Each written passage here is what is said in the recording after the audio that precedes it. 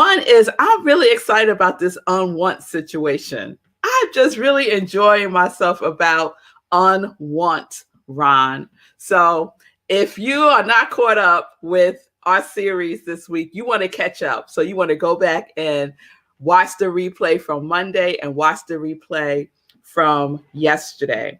So unwant, I was breaking it down yesterday, the definition, right? Because I said I went to the dictionary. When I put in unwant, it was like not founded, no word. There's no word unwant. So I was like, okay, I done made up a word, unwant. And so what I want us to focus on, what I invite us to focus on is the prefix un, right? And so yes, un means not, but it also means release. It means release. A reversal of some station or action. A reversal of some state, not station. A reversal of some state or action. And so the invitation in unwant is to release our state of consciousness from the frequency of wanting. The frequency of wanting, because wanting begets more wanting. That's all it does. Wanting begets more wanting. And that just creates space, a gap, separation, limitation, right? And so yesterday we were talking about how, right? Someone asked the question Monday, how do I get what I want? And I answered it yesterday with the how is none of your business. The how is God's business. And so what you can do is stay in your lane, right? And let God do what God does. Let God do what God does, right? And we can so look at so many examples in our lives of how it came into being beyond what we imagined it could be, right? When we get ourselves out of the way, right? We are in the experience of who we are, right? I think yesterday I said something like, I don't want to experience what I want. I want to experience who I am. And every time I said, I get like chills. I don't want to experience what I want. I want to experience who I am, right?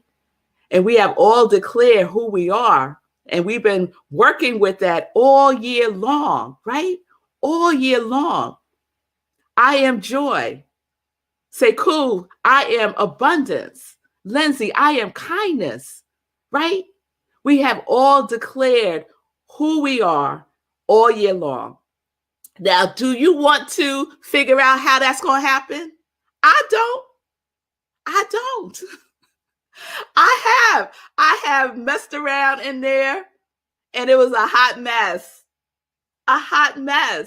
It's not always, but sometimes it's a hot mess, right?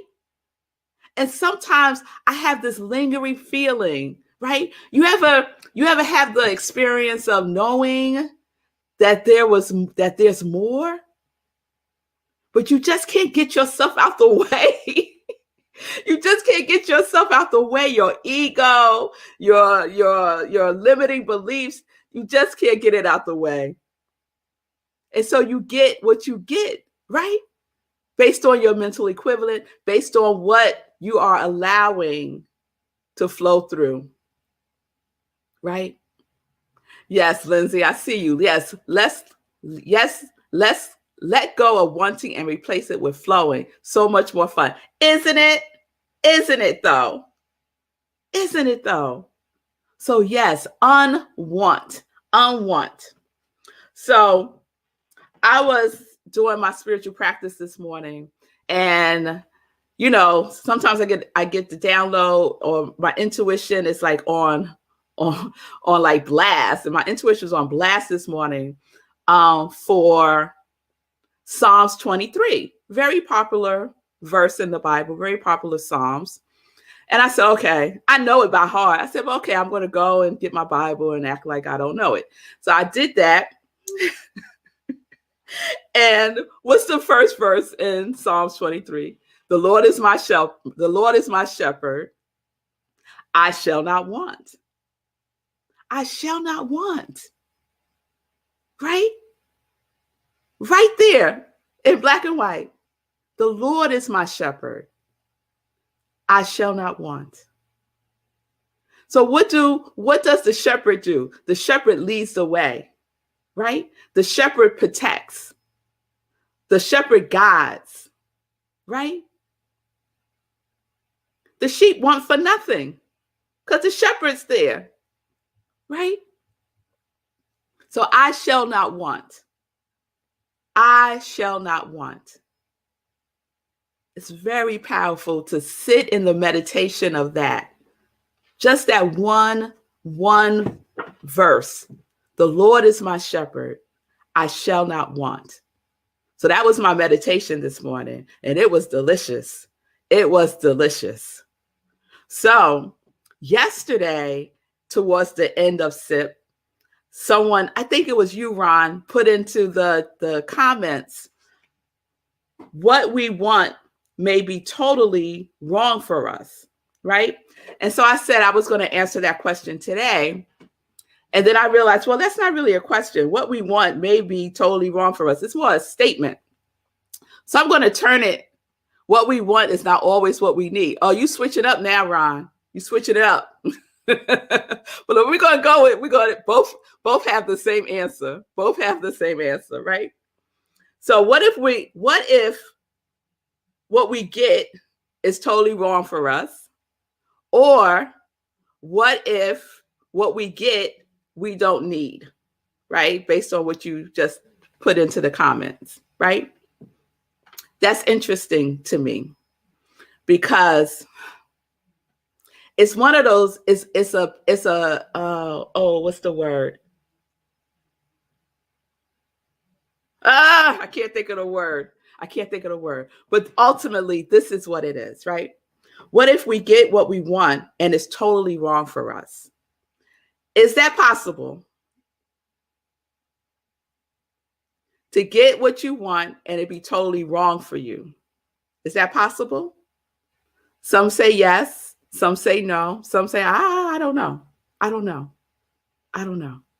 Right? So this is my perspective, right? I'm just offering my perspective.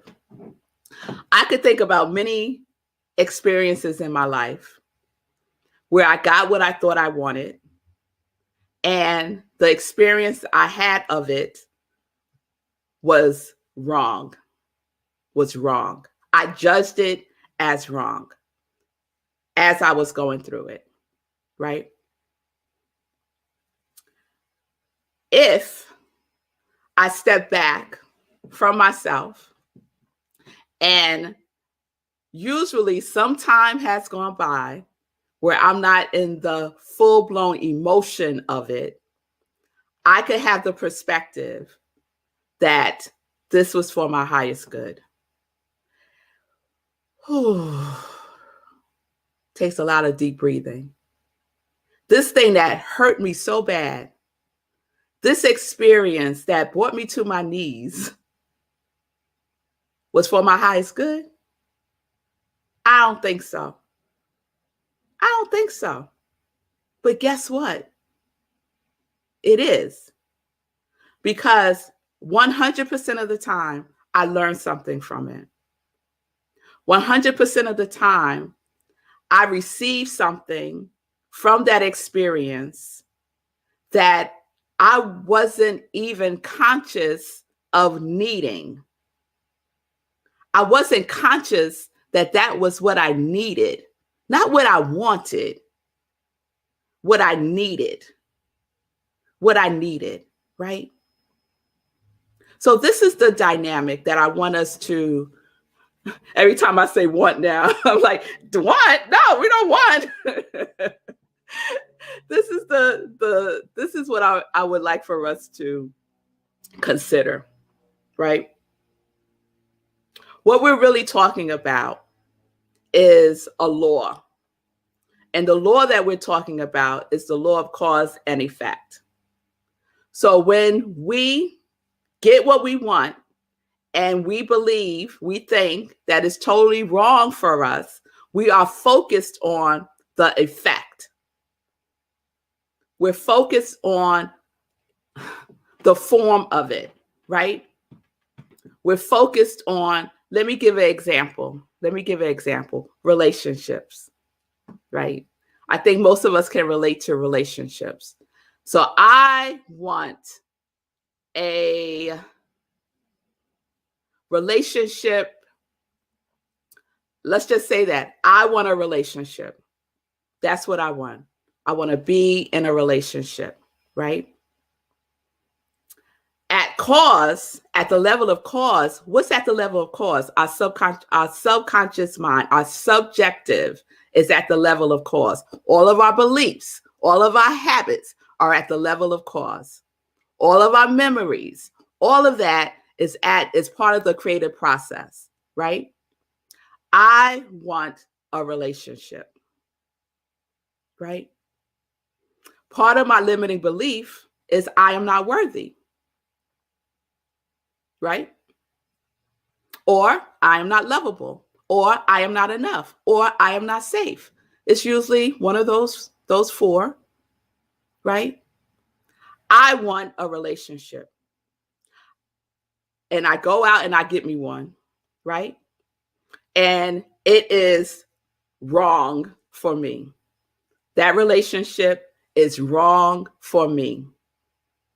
But is it really? Is it really? I have co-created a relationship based on my level of cause, based on cause. And it got outpictured exactly what was necessary for me to experience. Because what's at level of cause, Ron is saying untrue. What's that level of cause is how we create. It's part of our creative process. So I could spend all my time focused on this person being the wrong person that I'm in a relationship with. That's just the effect. That is the form. That is the form. Or I could go to the level of cause, right? Address, work on, heal the hurt and the pain of believing that I am not enough. Get that cleaned up, right, in my subconscious, so that I could have an experience of a relationship based on me knowing who I am as worthy. Do y'all get that? So looking at what's wrong is a distraction from looking at the root. Let me put it that way. The root. Go back to the root. Looking at what's wrong with all of these experiences that we have. The common denominator is you. Let's look at ourselves. Look at the root. Look at what we believe about ourselves. Look at who we say we are. Is that in alignment with this relationship that you desire? A loving relationship, a relationship that supports your spiritual growth. If you are still in the well of unworthiness, your experience will support healing that. Every relationship will support healing that. And if that's the case, and I say that it is, then it's not wrong. It's what you need. And I know that might be unacceptable to some to take in. And I get it. I get it. I see you, Ron. I want what's best for me. Yes. We all want what's best for us, don't we? But do you believe that? You could want it, but do you believe it? Do you trust that everything that happens for your highest good, happens for your best, happens for your learning and your growing? Do you believe that? Do you trust that? Do you have faith in that? It's a challenging one. It's a challenging one. So we could step away from judging it as wrong or right, which is also challenging to do, right? I go straight there. Is this wrong or right? Right? But if I could take a sacred pause over and over again and see it from a higher perspective, then I can say, this too is for my highest good. And sometimes, just recently, when I shared with you all about my experience with taking that job, right?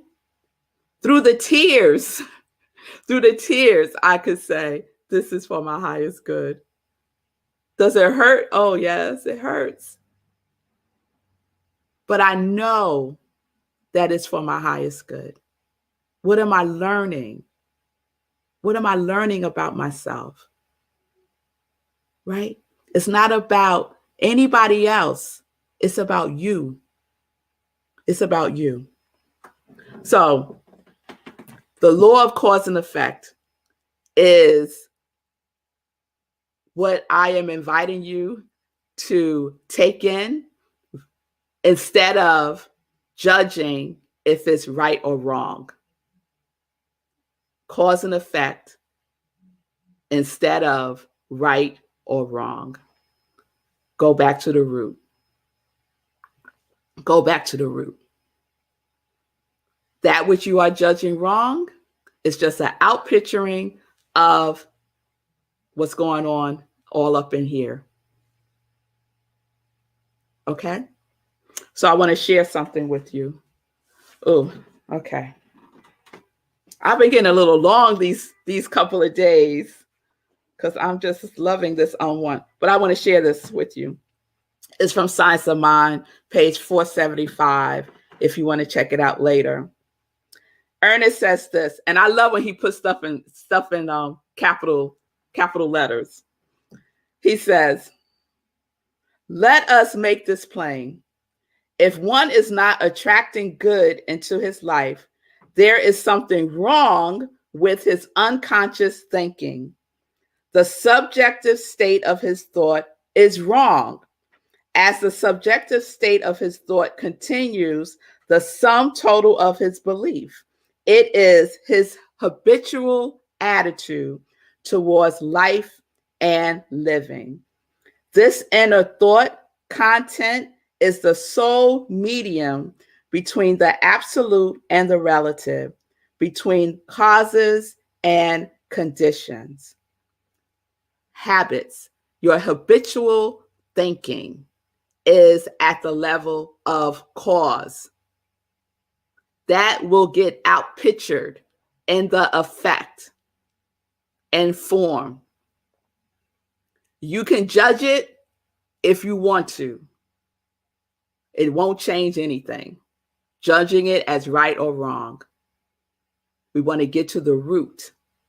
What is the pattern of your thinking about your life, about who you are? All right. So that's where we are. We're with Unwant. What is your habitual attitude towards your life and what you experience is the question that I'm leaving you with today. Is it this too must be for my highest good? This too must be for my highest good. I may not be able to know what that is right now because I'm in so much pain. I am so angry. I am so upset. I am so frustrated. I am so disappointed. Yet, this too must be for my highest good. And I'm open to receiving it. That's my prayer, y'all. I say that prayer. All right. All right. So we're going to continue with Unwant. We'll continue with Unwant. We got a couple of minutes. Let me check in with Sekou. I've been pushing it. Yeah, we've been pushing it. Yeah. So I don't really have a lot to say. Just that what you talked about today is challenging. It takes practice. You have to practice saying, yes, this thing that happened was awful, but I know it's for my highest good. You got to practice that because that's not the knee jerk. That's not the knee jerk reaction, is it? So you got to practice that. And maybe that's it. Maybe that's it. You know, it's not. Oh, you know what? One more thing. When I was on my run this morning, I was listening to my motivational things, and this guy said, what doesn't kill you makes you stronger, but it doesn't happen automatically. It doesn't automatically make you stronger. You have to reach for it. And so when something challenging happens to you and it involves someone else, and you get caught up in blame and pointing the finger and talking about what shoulda, coulda, woulda, then you don't get stronger because you're keeping yourself in a space of victimhood. So in the process of saying, yeah, this is for my highest good, you're also claiming your strength, the strength that can come out of that experience. Absolutely. Absolutely. Lindsay asks, have you made your goal? Sekou, I think she's asking you, have you made your goal? Where are you? No. Not yet. Not yet. Congratulations to you, Melissa, for reaching your goal. We are down to $350. $350 to be raised by Saturday. So it's with the final stretch. We're talking about little small money now. We were at 5,000 at some point. Now we're at $350. So I feel relatively confident that we can make that happen between now and Saturday. So if you're interested in giving, you know the website, SekouWrites.com. We're doing a 10 for 10. We're doing whatever you want to do, but we're going to get to our goal by Saturday. And Saturday is the 4th annual Hoodies for the Homeless event. I'm next. That's right. I'll take it. I'm next. Let's go. That's right. Let's go. Let's affirm that it is done. This or something better. Yes, it is happening. It is happening. Yes. All right, everybody. Thank you so much. All right, everybody. Peace and blessings. Peace and justice. We're living life in joy, connected to our yes.